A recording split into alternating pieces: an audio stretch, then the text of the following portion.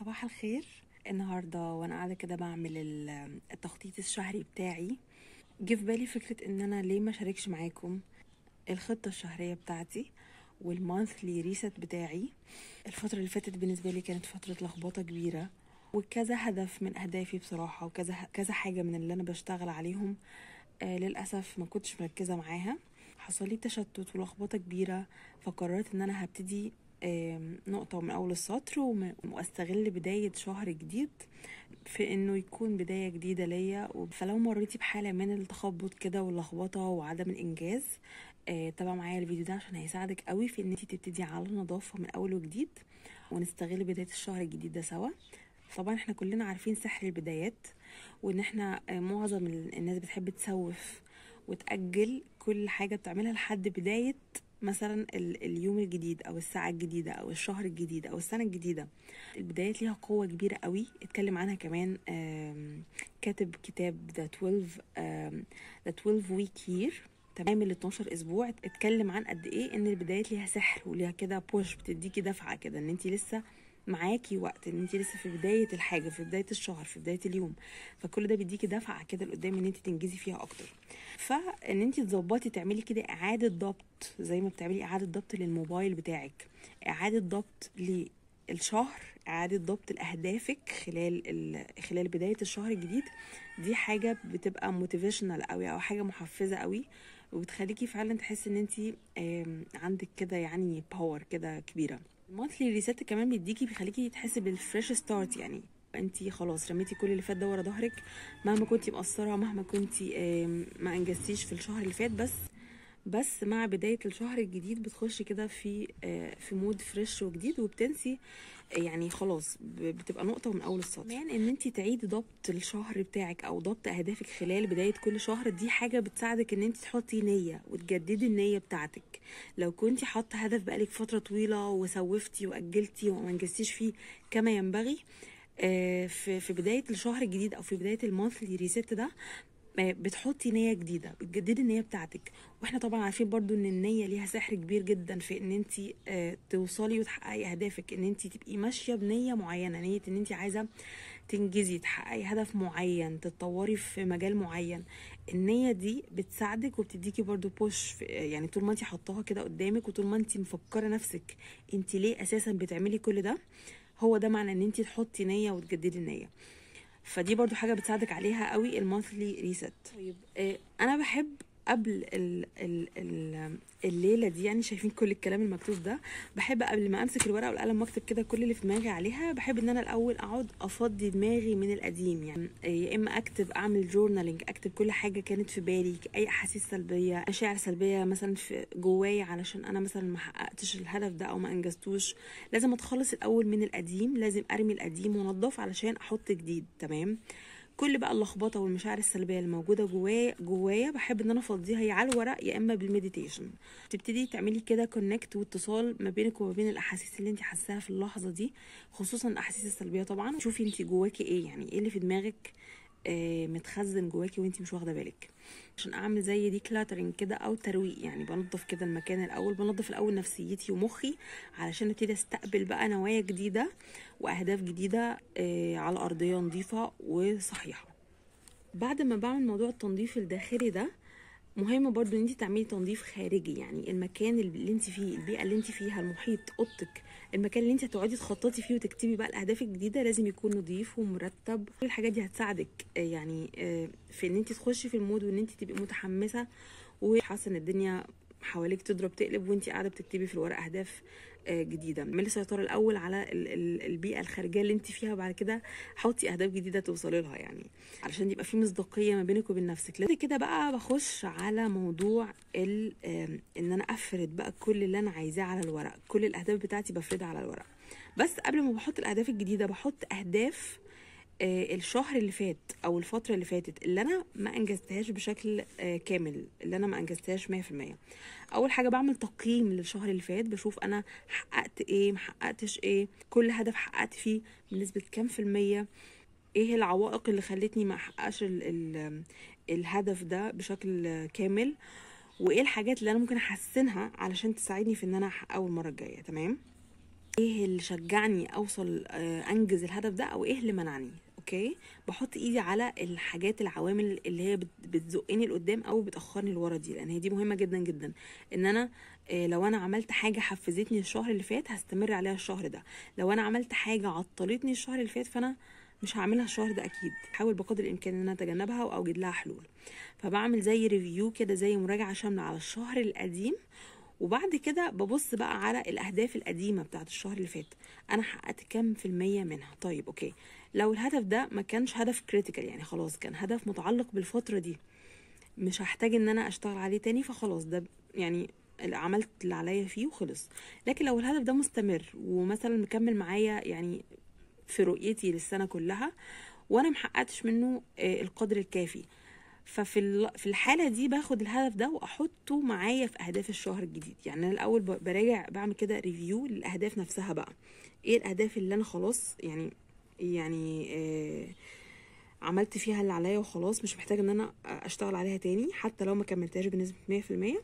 وايه الاهداف المهمه اللي هتساعدني في ان انا اكمل اوصل للرؤيه بتاعتي وللهدف الكبير بتاعي بتاع السنه مثلا. الهدف الغير مكتمل ده واللي هو جزء من الرؤيه الكبرى دي، ده هدف مهم طبعا ولازم يتحقق بنسبه 100% علشان اقدر اخد ستيب بعدها. فباخد الهدف اللي ما اكتملش ده وابتدي اضيفه الاول في لستة الاهداف بتاعه الشهر عموما. زي ما انا كاتبه هنا، يعني انا كاتبه هنا عموما لستة الاهداف بتاعه الشهر. تمام، يعني هدف شهر اغسطس هدف واحد كبير، وببتدي اجزأه زي ما هقول لكم دلوقتي، زي ما هتكلم معاكم دلوقتي. اوكي، قبل ما بتحطي اهداف جديده بتشوفي الاول الاهداف القديمه بتاعتك، هل انت محتاجه تكمليها؟ هل هي حاجات كريتيكال وحاجات حرجه لازم تكتمل الاول عشان تخشي في اللي بعدها ولا لا؟ انا هنا في حاجات كريتيكال، كذا حاجه كريتيكال.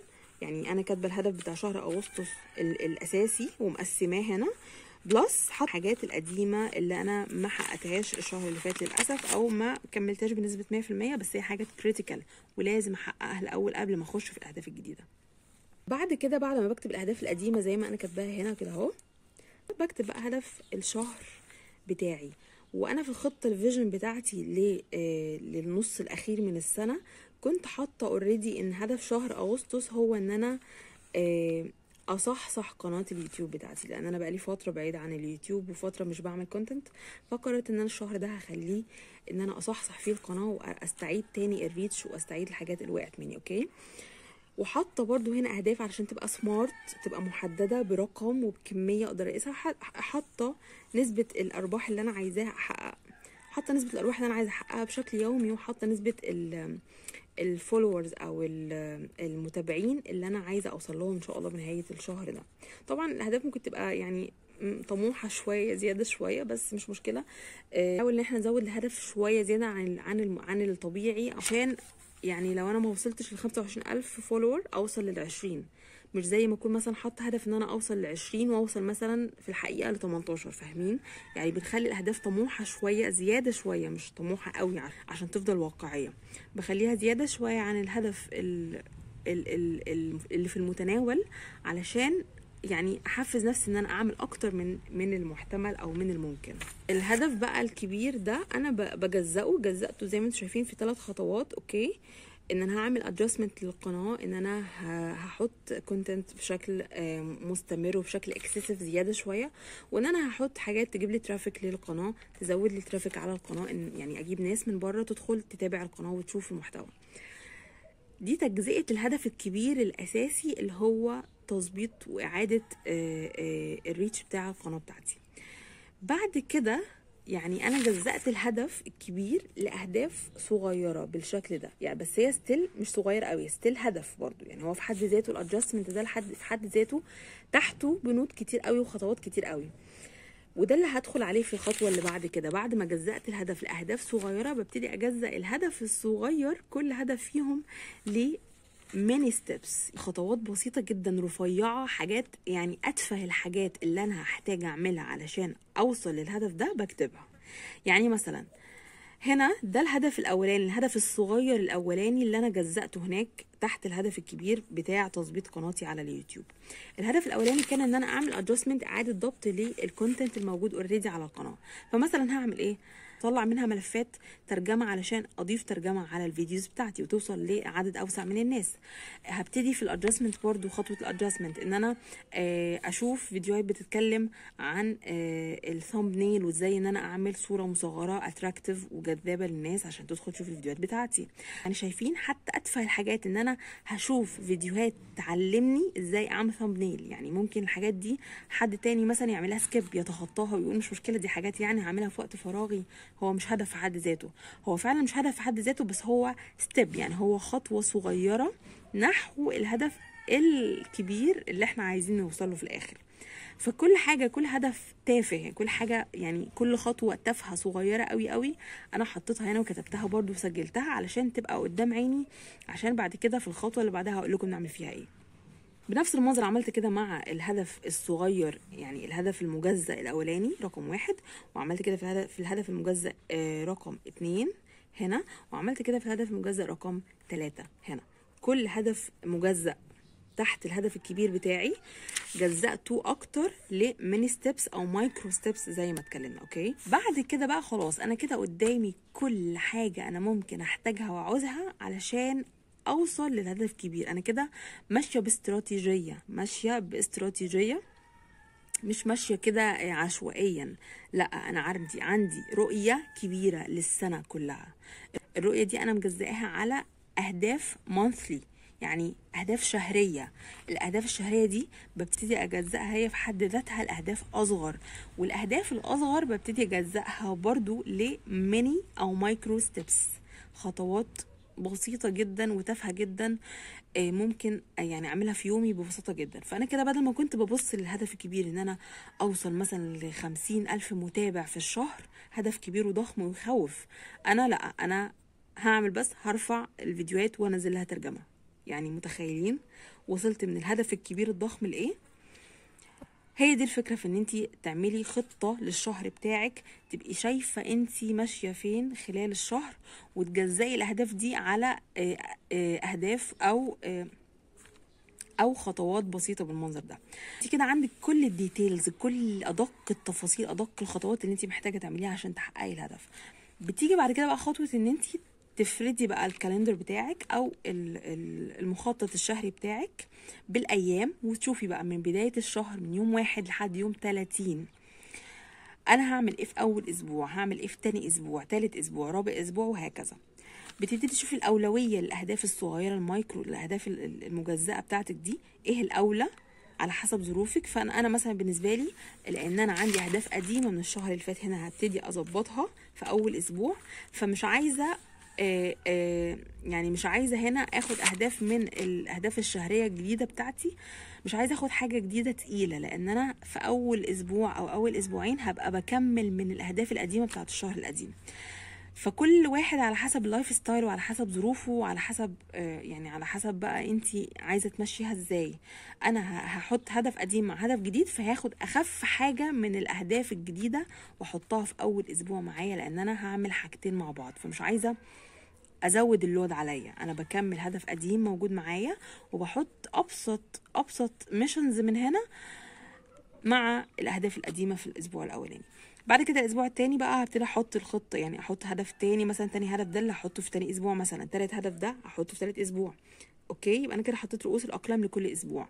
بعد كده هاخد بقى المايكرو ستيبس دي واجزئها خلال الايام. يعني خلال اول اسبوع مثلا انا قلت ان انا في اول اسبوع في شهر اغسطس هعمل الادجستمنت بتاع القناه، اللي هي اول خطوه في الهدف الكبير بتاعي بتاع الشهر، ان انا اظبط قناه اليوتيوب.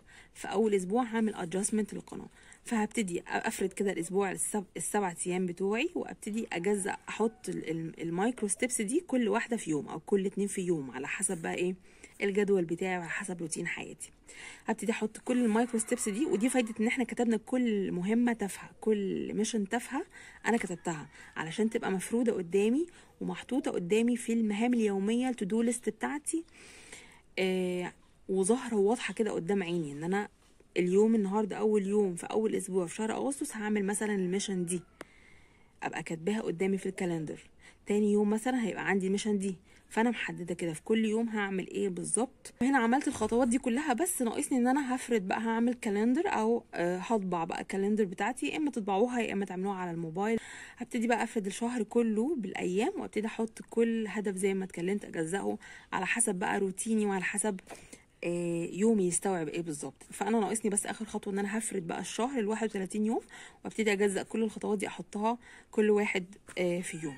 ما تنسوش ان انتوا بعد كل انجاز، بعد كل خطوه، يعني مثلا لنقل كل اخر اسبوع تحطوا مكافاه بسيطه كده عشان تشجعوا نفسكم. يعني انا مثلا انا كاتبه هنا من ضمن يعني من ضمن حطاها من ضمن الاهداف ان انا هعمل سيلف كير داي.